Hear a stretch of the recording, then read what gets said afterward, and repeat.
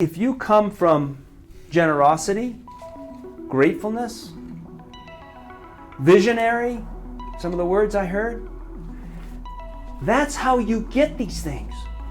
That's how they happen, coming from there, being that way every day. It's not from tenseness, driving, beating on things, screwing somebody out of every fucking nickel you can. That's not how it happens.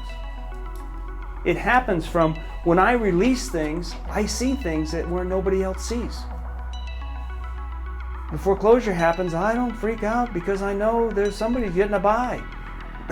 There's something happening.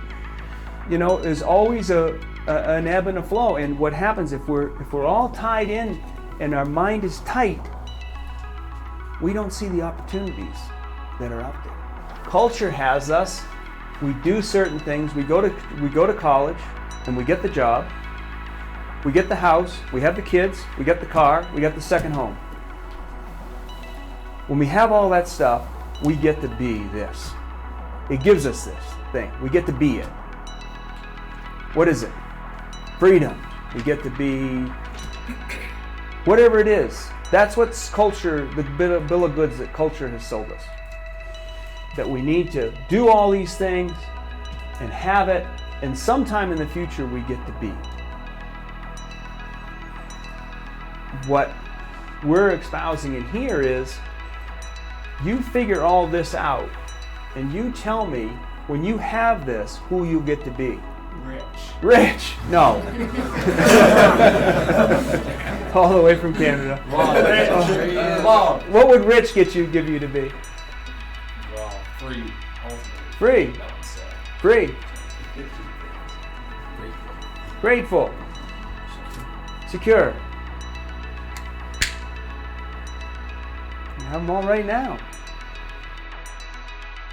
Hi everyone, welcome to Sorting Myself Out. My name is Ryan Holsapple. Today I've got for you a presentation given by my father, Eric Holsapple, in a leadership development program called Living in the Gap, which we've been facilitating together for the past several months. It's been very rewarding. The students have been getting a ton out of it. If you want to learn more and you're interested in starting with us in our next round, it starts on August 19th, and we still have some room.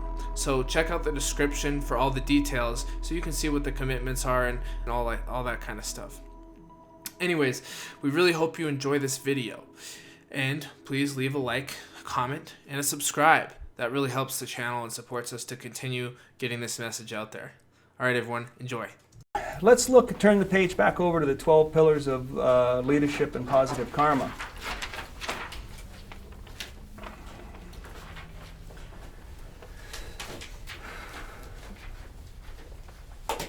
So we've been deep into identifying your purpose in life and who you are and what your inner purpose is. And for everybody, that's not done. And for most all of us, it's never done. I mean, it's something that it's not a one and done. It's something to constantly be revisiting. But I am certain that you've all seen glimpses of it. And as I said before break, a lot of that is a choice that you're making. You'll make one way or another. Hopefully it's a conscious choice. Ryan, I'm going to set that board up there. I think. You want me to put it up for you? Yeah, that'd be great. Right there. Maybe Bailey, you could slide just a little bit. We need to get.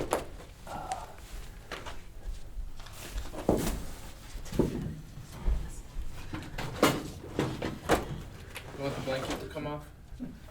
Yeah. So, huh? Why didn't I just set her up there? No, I told her we're going to make her move one more time. It's part of the training. Great, that's good. And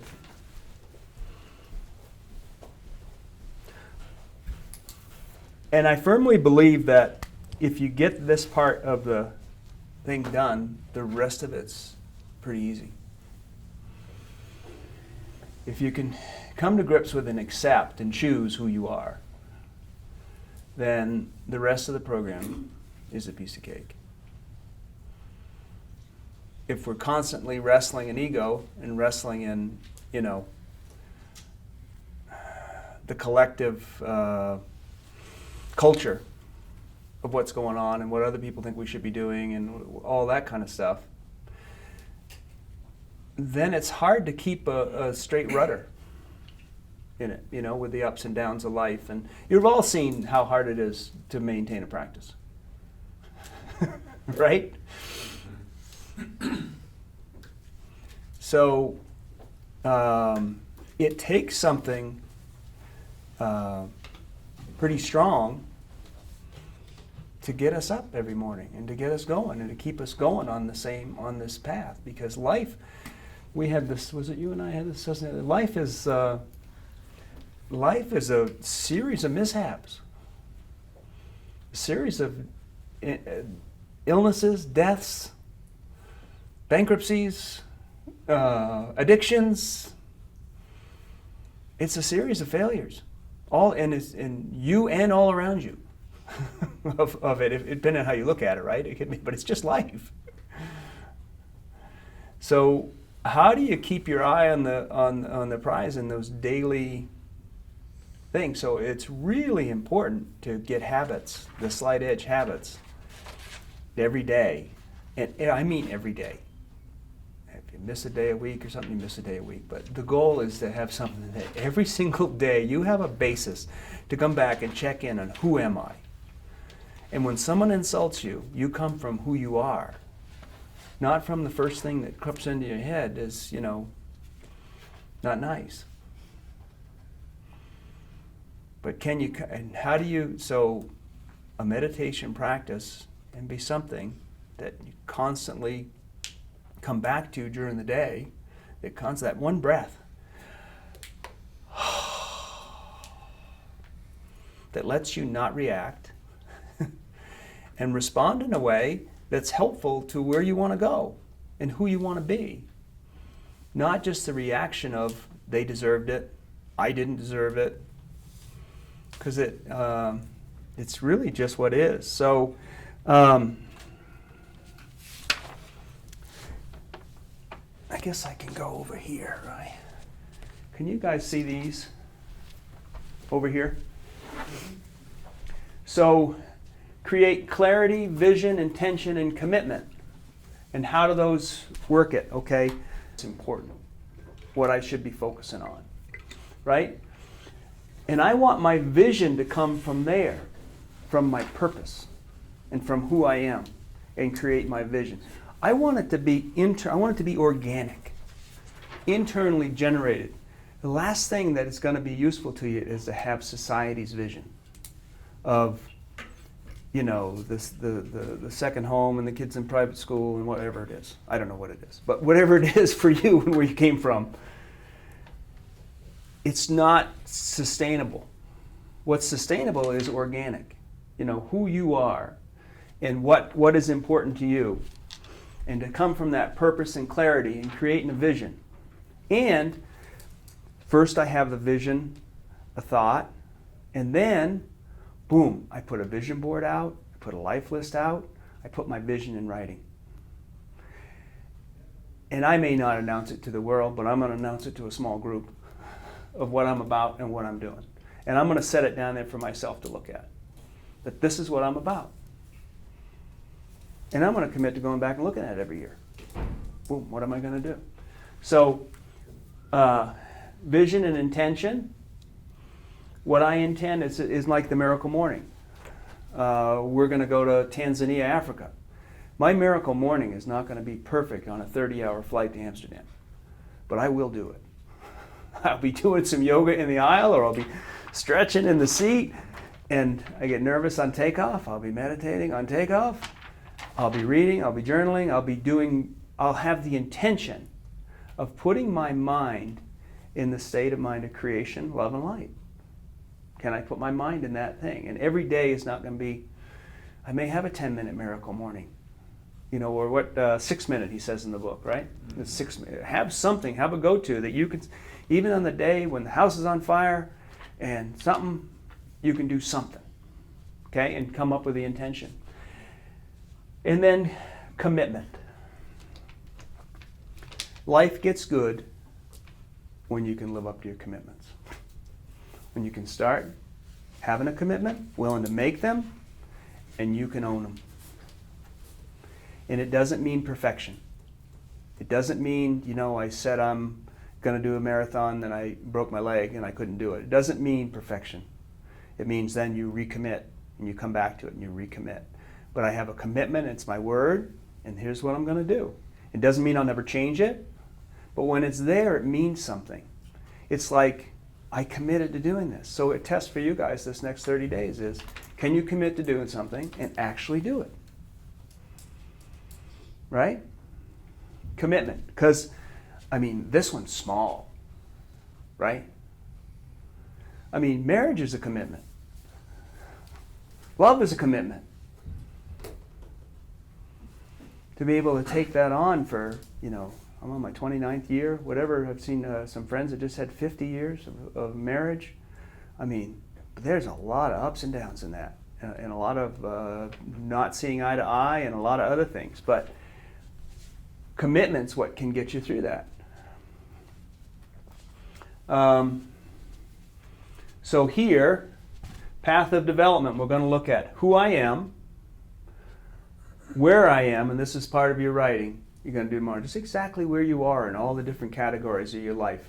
Health-wise, habits-wise, financially, spiritually.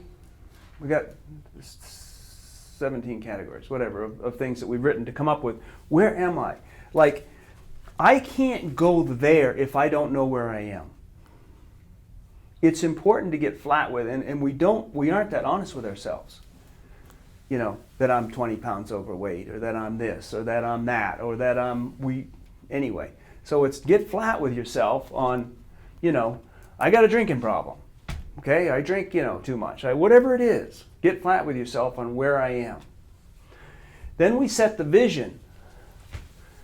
Start with your vision board and your life list on where you want to go. Then we got 2 points. Right? I got who I am and where I am, and I know who I am, I know what my inner purpose is. And I know where I want to go. From there we chart the path. We have intention, commitment, we have habits, we have outer purposes. Outer purpose is what we do, it's our doings. Right? I teach, I sell real estate, I estimate, whatever I do, it's my outer purpose. I do things at church, those outer purposes, my outer doings. What's really key is, can I manifest my inner purpose in my outer purpose? Is it consistent? Can I be consistent? I find that even as a real estate developer, I can manifest my inner purpose and my vision of the world in my outer purpose. But some of you may find that you can't. That what you're doing is just inconsistent. It's just not who I am and what I am. Yes, it's paying the bills, but long term, I need to have a different doing. I need to come up with something different. A lot of you, most of you will find, you know what? I can deliver on this inner purpose at the coffee shop. When I'm getting gas, I can just be kind to somebody. I can just be present with the person. That would be awesome. And in anything, I can make it a little bit better. But that's a journey that each of you will have to take. And some of you will have a vision that your outer doings doesn't fit. You have a vision that's, you may have to change your outer doing just to meet your vision. Right? And it may be a matter of time. So we'll come up with that. And then from there, we'll chart out on the goals. What's a 5-year plan? And then what's the first step? What's a 1-year plan? To get into that. Chunk it out.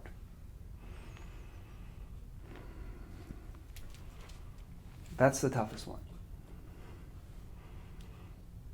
From there, you can sprout a vision. And in my experience, once I know this and this, these 2 points, I call the path in between, the path of development. That part's easy. You got more, you know what you got to do. your body will intuit. Why a vision board? You put it up where you can see it. And your body, you just kind of work towards it. It just kind of, maybe not every little thing on it or everything, but you put it up where you see it and your mind works on things. Your mind is working all the time. The universe is working all the time. And what do you want it to be working on? Would you like it to be working on your inner purpose and what you see as good in life and what you want to create? Then you got to get it out there and give your mind that to chew on. Give it that. So the other question, the question I'll ask you is, culture has us. We do certain things. We go to college and we get the job. We get the house. We have the kids. We get the car. We get the second home. When we have all that stuff, we get to be this. It gives us this thing. We get to be it. What is it? Freedom. We get to be whatever it is. That's what's culture, the bill of goods that culture has sold us. That we need to do all these things and have it, and sometime in the future we get to be. What we're espousing in here is, you figure all this out and you tell me when you have this who you get to be. Free. Give me another word. When you have your vision, who will you get to be? Happy. Happy. Free. Happy. Words. Generous. What is it? Generous. Generous. Helpful. Helpful. Intent. Intent. Comfortable. Comfortable. Anybody else? Everybody's got a word, or don't bother. Complete. Complete. Steve? Unlimited. Unlimited. Devin? Safe. Safe. Sam? Visionary. Visionary. Mindful. Mindful. Holiday? Free. Free. You gave us one, right, Mike? Emron? Relaxed. Relaxed. Who else? Rich. Rich. No. All the way from Canada. Love. What would rich give you to be? Well, free. Ultimately. Free. That one's sad. Free. It's just pronounced. Grateful. Grateful. Secure. Secure. You have them all right now.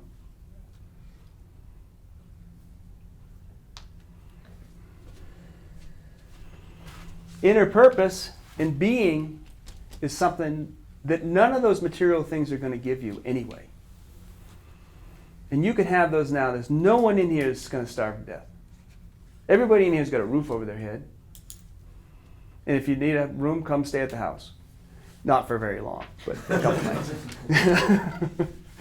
But those things are states of mind that material things are not going to give you. And if you spend this amount of time, all these doings and havings, number one is you may die before you even get there. Right? Anyone in this room could be dead a year from now. And none of us know. Right? I mean, people get letters all the time, or notices. So you may never get there. And then I would say, if you come from generosity, gratefulness, visionary, some of the words I heard, that's how you get these things. That's how they happen, coming from there, being that way every day. It's not from tenseness, driving, beating on things, screwing somebody out of every fucking nickel you can. That's not how it happens. It happens from when I release things, I see things where nobody else sees. The foreclosure happens, I don't freak out because I know there's somebody getting a buy. There's something happening. There's always an ebb and a flow. And what happens if we're all tied in and our mind is tight, we don't see the opportunities that are out there. And we don't act to them. It's like, I didn't have that video, so I won't. But it's the dancing bear video that that Larry does. A lot of you have seen that. There's this. Maybe I'll bring it in and show it There's rather like a than. bunch of people passing around a basketball. Yeah, you see. And they- Don't tell, because I may show it. I probably should have teed it up. But anyway, we won't see the opportunities that are out there. And also, this vision that we have may not be what actually happens. Other things will come up along the way. What does John Lennon say? Life is what happens when we're busy making other plans. I mean, this vision is great, but it may not be exactly what happens. There may be different things come up in our life, health-wise, opportunity-wise, whatever, that we can't even imagine today, that come up. But our openness and our security and our freedom and being in everyday life is what lets us see those things, and often lets us take the opportunity. Because if we feel greatly insecure, we may not seize the opportunity that is our freedom. Because we're too conservative.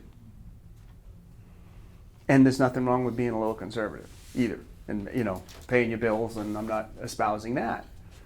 But mindfulness and presence gives us those things. So we espouse, be generous, be free, be grateful now. Be mindful now. That no amount of houses, cars, trips are going to give you those things. But if you're that, with vision, intention, commitment, good habits, you'll take actions and you'll have things. They'll come. And you're already happy. Who do you want to deal with? Someone that's happy, and grateful, and generous? Or do you want to deal with someone who's so got their fist so much around getting the money, or getting the house, or getting the whatever it is, even if it's a good cause for someone else, you're so much around it that you're no one to be around. You're not someone that anybody wants to be around. You want to be someone that someone will come and talk to you about a problem that they're having. Or when you're at a meeting, you'll actually hear what matters. Not just what you want to hear. You'll actually hear what the other person is coming up with, and you help solve their problem, and yours gets solved in the same thing. So, it's not getting to be something then. It's finding your inner purpose and being that now. And there's nothing wrong with all the visions. Come from generosity. Affluence increases influence. And can increase your generosity and can increase the difference. It isn't going to do anybody any good just to have you poor. I don't believe in a zero-sum game where I take it away from someone else. I think there's more, the pie just can get bigger. And so, awesome. Take it on. But don't wait for that conclusion, that day, that thing that happens before you say you're free, secure, generous. Because when you really think about it, everybody in this room is better off than 90% of the world. If you take the whole world in, and we're going to Africa, everybody in this room is better off. I don't know, I didn't research that statement, but I kind of believe that everybody in this room is better off than 90% of the world. I think it's more. I think it is too. Yeah. So where do we get off waiting to be generous, waiting to be grateful, waiting to be giving, waiting to be of service, waiting to be this? No one's going to starve to death. You might have a little more money or a little less money and a little bigger house or a little less big house or whatever when you get done. But really, as far as the state of being in your inner purpose and your vision for the world, it's likely not going to get impacted. The statistics show that over about $80,000 a year, people don't get more happy. And I've been around billionaires that are not happy. It isn't the more. Yes, there's a certain level of, can I send my kids to school? Can I, do I have groceries? Can I eat healthy? All those things. But over about 80,000 statistics show I don't get happier with money. Doesn't necessarily make me unhappy, so I'm not telling you not to go for it. But don't wait on that for that. So be that now. Then we're going to work, be mindful and present. How do we, once we get this vision up there, right? Boom. Then how do we stay present? Does that vision take us out of the now? Are we so tied up with that? And it won't be helpful if we do. We get the vision up there, we get a vision board, we get it in writing, and then we attain. The practicing mind will be very helpful in this. How do we get the vision out there and then still stay in the moment? How do we keep that practicing mind? How do we keep present? Show up, take action, be detached from results. We can have the greatest vision in the world, and if we don't take action, that's misery. We see it, we know it, but we're not able to take action. So show up, take action, and be detached from results. What's that? We talked about it a little bit. Give it your all and not being disappointed if you fail. Being detached. Just do what I feel is right in my heart, and whatever happens. And we'll see this in the practicing mind too. It's in that book. But it's, go out and give your golf game your best. But you may or may not win that game. And to be involved in the process, if we're really tied into the result, it's very difficult to be present. We get into the process of it. And let the results come. Let them happen. And just stay in the process of generating wealth, right? Great. Generate prosperity. Well, nothing wrong with that. Be responsible. And this is the world of either I own it or I'm a victim of it. Right? So being responsible is leaving that victim. Things are happening for me, not to me. This goes back to my commitment too, but be your word.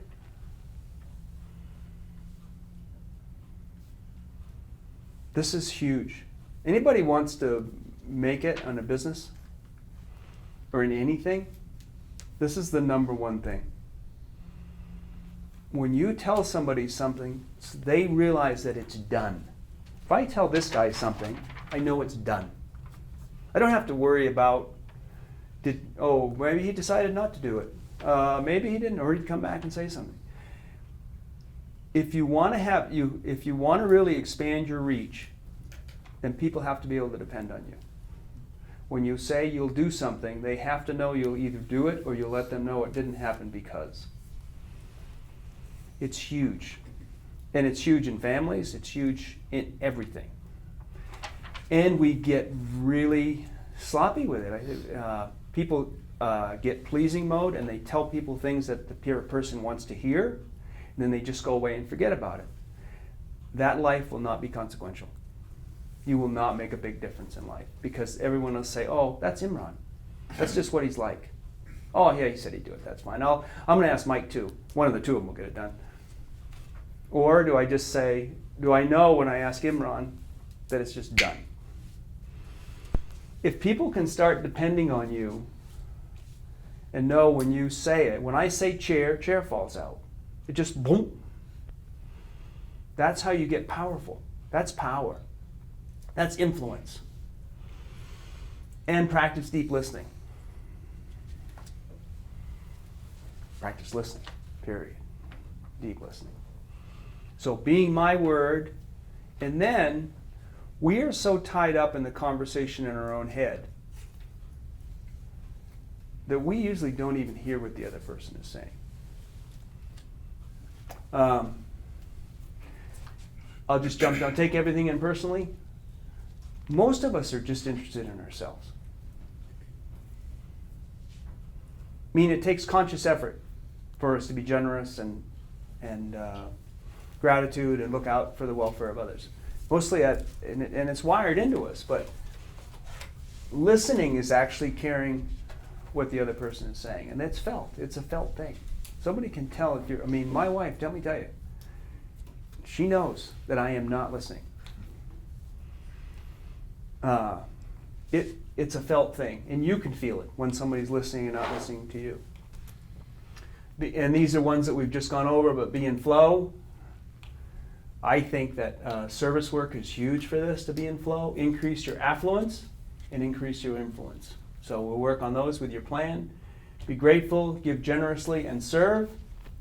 And these three we're going to go over on the last day, but I'll just mention them. Be acceptance, drop all resistance and complaint. We did an exercise, didn't we, Steve, in the last Living in the Gap, where we spent a month or something keeping track of complaining. Amazing. Drop all complaints, take everything impersonally, embody emptiness, have beginner's mind, know nothing, be curious. So we'll, and these things are continual, it's not just a checklist. It's like, gotta go again. What was my purpose? I'm really pissed off. What was my purpose? Right? What was my vision? Constantly, because we get tied up in going in the, and that's why it's important to have a plan and to actually write it down and make commitments too, because life is an up and down, ebb and flow.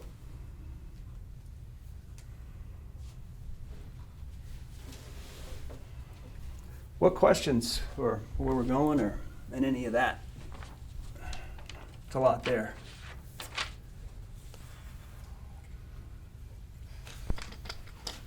What do you mean by embody emptiness? Emptiness is lacking self. It's like we looked at a piece of paper, and what is the paper made up of? Well, it's made up of the sunshine and the trees and earth and all those things. It's everything except paper.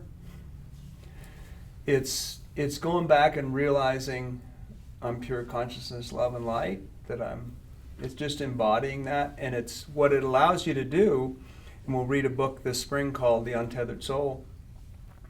It allows life to flow through you, because you're not dense. You're not all tense up to tight that every little insult that you get, and we all get them, and it maybe even intended, but we hear them that way, and it's, ooh, yeah. Can we, he calls it removing the thorn, can we pull the thorn out, and can I let something just flow through me? And I have to embody emptiness to do that. I have to not be solid.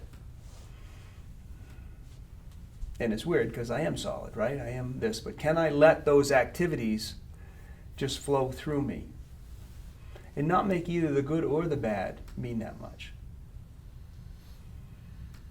Is that clear? Yeah, Clear thank enough? you. Yeah. Questions on this?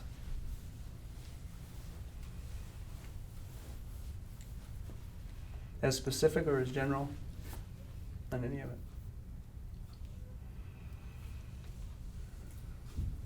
We don't get to eat till you have some questions. Do you have a good example of a beginner's mind? I think it's kind of a big thing for me to wrap my head around. Yeah. In a beginner's mind, the quote goes something like, in the beginner's mind, there's a lot of options, a lot of possibilities. In an expert's mind, there are few. So we get to the state where we already know. We know what should happen. We know this. Well, I know what Sam's like. I know what Lance is like. I know what Chris is like. I know what's going to happen. Beginner's mind is showing up open, curious, listening intently, and being open to possibility that things may roll out different. An expert's mind would be, I know what's happening. Boom, it's very efficient. It's boom. Makes sense. Yeah. You know, one of our books, is it a book? There's a quote, and we'll go do it on the last day. Zen Mind, Beginner's Mind. Oh, yeah. By, I can't pronounce Shiriki Soshi. Suzuki Roshi. Suzuki Roshi. It's I read, when I just started this stuff, I read that book 12 times. I don't put it in here because it's got a Buddhist twist, and I just don't think that's necessary for what we're doing, and it isn't for everybody, so it doesn't bother me. I think it's more philosophy than religion, but it's in there, and that's a book you could put on your reading list. It's fantastic. Can you talk a little bit about drop all resistance and that piece? I mean, drop all resistance, you know, to set a goal to be like, well, I'm not complaining, like that's an outward action, right? Okay, I didn't complain, but the resistance is inward, right? It's inside, I feel it. Yeah, we resist what is. We resist everything. I wrote you guys a poem last time on this, on the last session. Let me see if I can find it. I think I put it out here.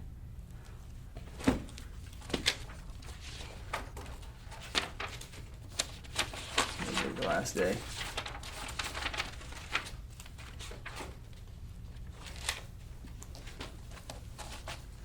I don't know where I put it. There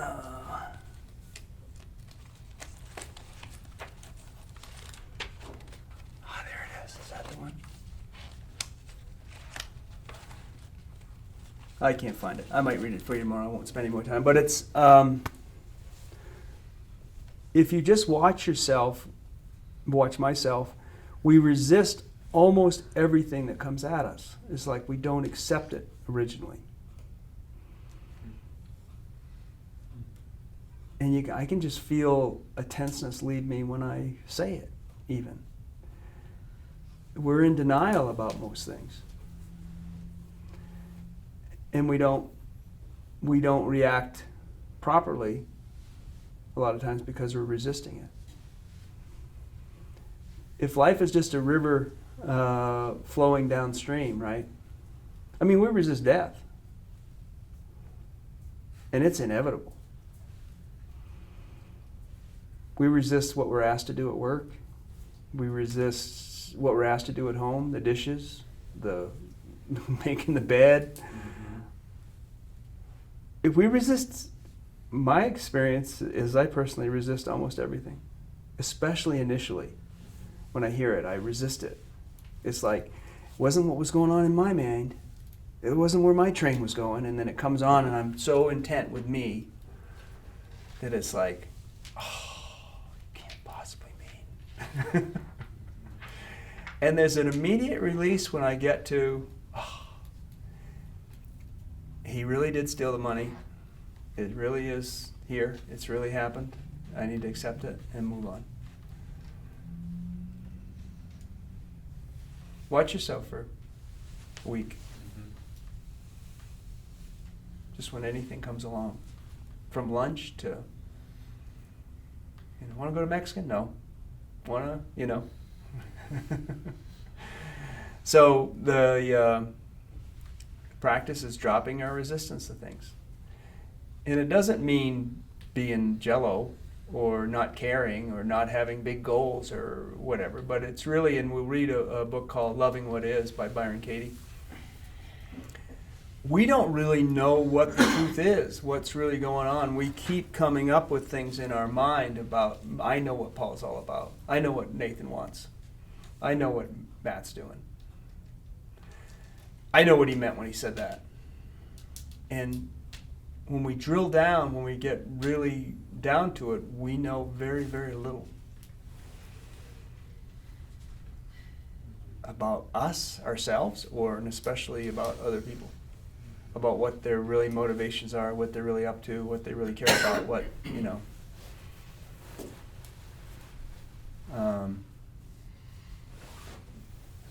So we'll talk a little bit about that on Monday too, her book, but yeah, Colton. With the be, do, have, in your experience, I guess the common conception is that people who have a lot are more greedy and stuff like that. I think a lot of people would say that. When I wrote The Go-Giver, the perspective is the opposite.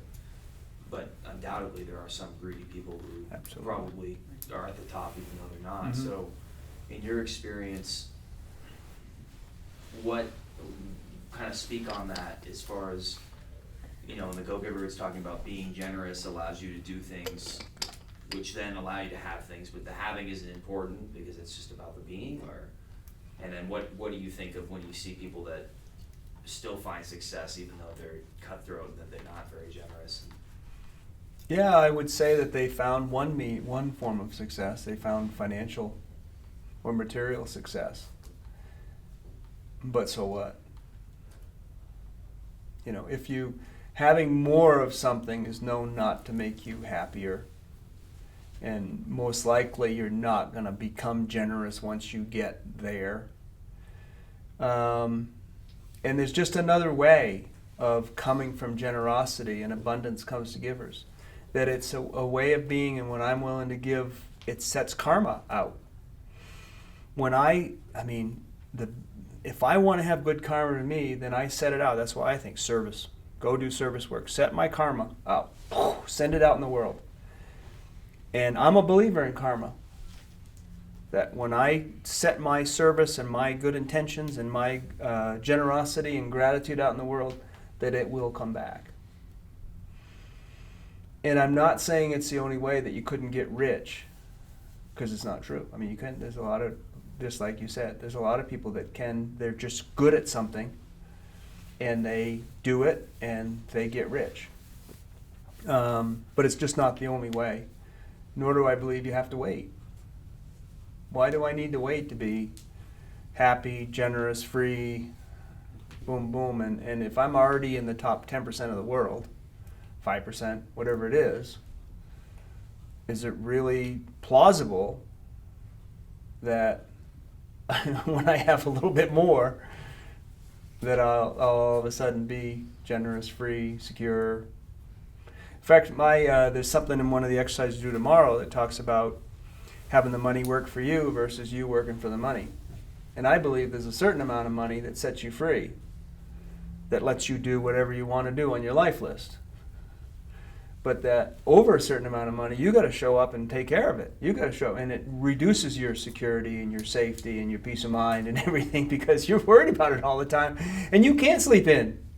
You can't go climb Kilimanjaro because you got a board meeting or whatever it is. So there's a part of the exercise that just come up. What is that for you? Where is it? Where is the money working for you versus over that point possibly you're working for the money? I didn't answer that directly. Did I hit didn't really ask it directly. So. No. Was that all right? Mm-hmm. Yeah, great. What else? So, how do you become detached from results, particularly when, like in things like this, when we're trying to set goals that fulfill what we deem to be our purpose? How do you decide what's a setback and what's a full stop? When do you? I mean, it's kind of hard to. It seems like it'd be hard to give up. Being attached to how something that you deem very important turns out. Yeah, you find ways to stay in the moment and to stay in what your inner, who you are.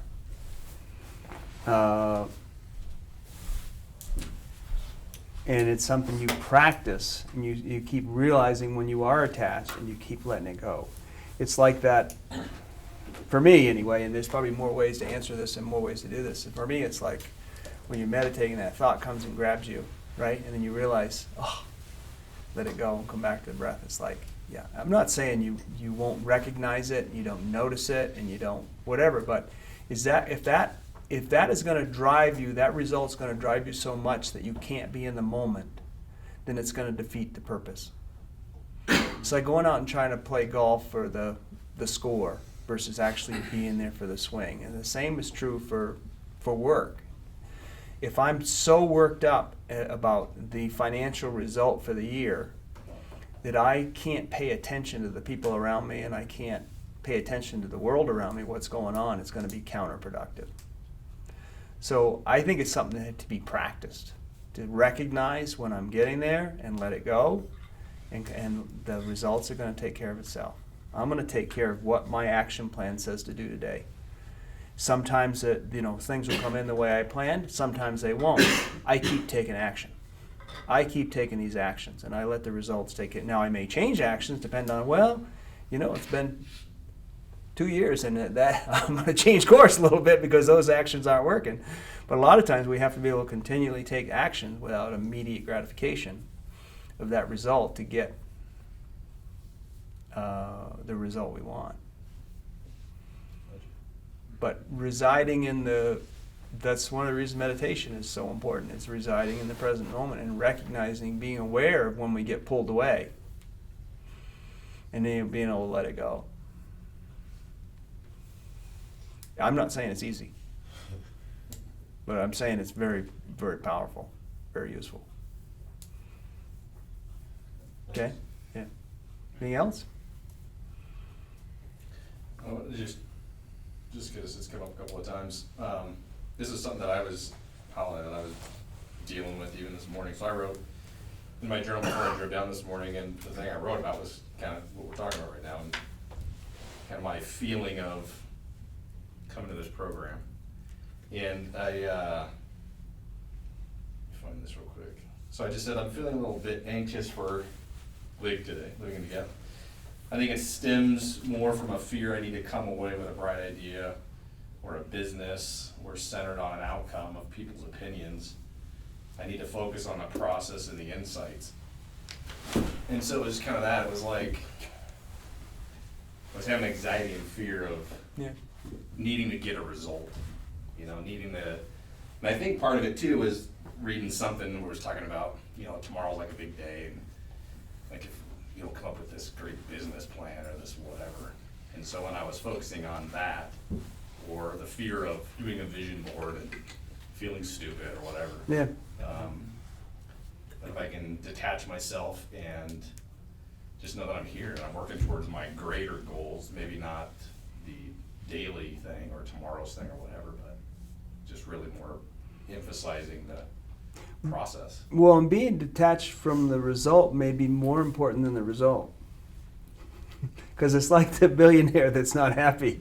He's so attached to it. He can't even enjoy it once they get it. And you may already gotten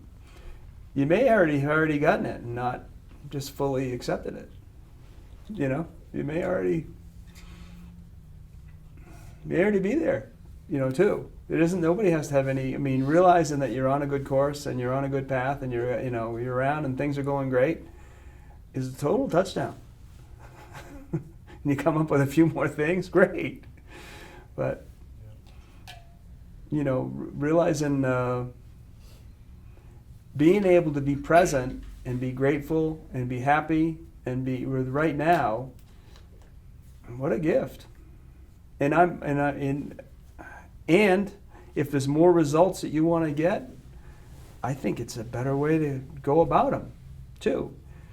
But realizing that just because I don't hit that million mark or whatever it is, am I going to reside my whole life's happiness on that? Why?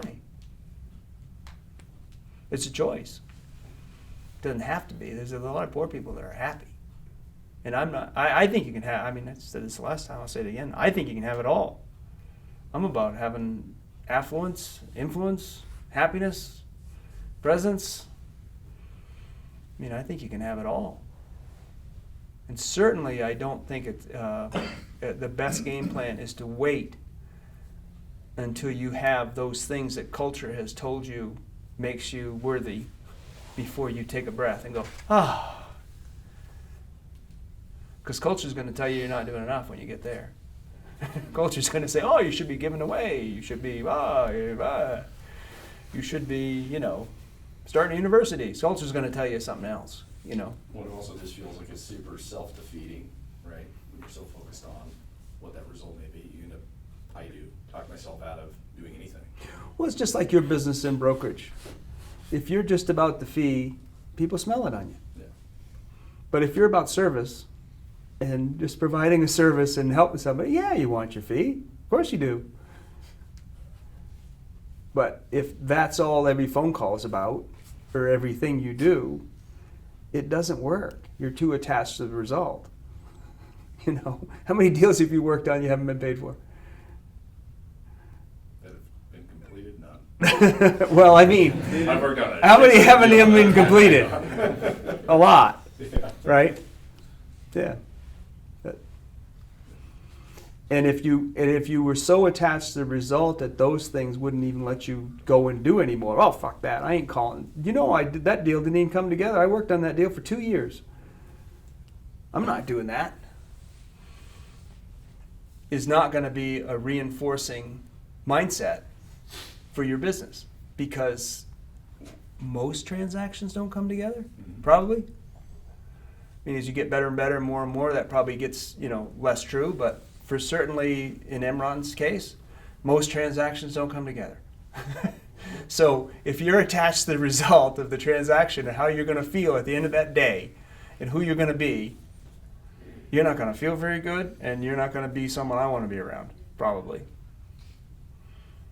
But if you can set yourself up to the vision, right, of it, and who you are as a person of service or whatever that is, then you're able to take those day-to-day hits while you're still working for the bigger vision. And I'll guarantee you that the broker you want to work with is not the broker that gets all upset on every deal that he doesn't get paid, and that's all you hear about. Right? Oh, geez, 75 hours, no, 74 hours on that thing, you know? But that's detached from the result, letting it go. Anything else? You know, that becomes a hard thing when you're fresh into it, right? You have bills piling up, you have debt piling up. You know, student loans are calling and saying, hey, you know, you gotta start paying, car payments gotta be made, rent's due, and you're looking at, you know, all those deals that don't come together, and you're like, shit. So what's going to be the most productive mindset? Well, where I've fallen is it almost becomes paralyzing. Yeah. That all of that stuff starts racking up, and you're looking at it, and you're like, why am I even doing? You know, what am I doing? Why am I doing this? Why not go be a server again and, you know, make whatever money and actually see it coming in? Or why not go get a part-time job? Or why not, you know, do all that kind of stuff? Why am I letting it rack up and be, you know, difficult? So if you come from that and you're being, what's the word? You're being nervous, you're being skeptical, you're being worried, those kind of things. Is that going to be helpful to your day-to-day transactions and make the transactions more likely to come together or less? Less. Yeah. And if you can be comfortable, safe, generous, grateful, confident, and that's the being. If you can be those things despite having all that stuff go on, is that going to be more useful? And all those other things may be real, but it's useful to say, if I can be my inner purpose and I can be of service right now, and I can take the actions, I still take the actions to help people, then the results will take care of themselves. And you got to pay your bills, we know that, right? So there's some thing there, but that's right in the wheelhouse of how do I let that go? How do I stay in the present moment and stay in the life of service? People can feel it, man. It's just a different vibe to the universe than this has got to go down by 5. This has got to go down, you know, or whatever it is. I'm not going. I can't afford to spend any more time with you because I've gotten this many hours in, and it's not going to pay. You know, that's not going to be someone that somebody wants to work with. Now, someone like that may make it. You probably know people like that have made it. They get and they just happen to be good at it. But it won't be the most productive, and it certainly won't be the mindset that makes you happiest. So recognize those feelings. Thanks for sharing.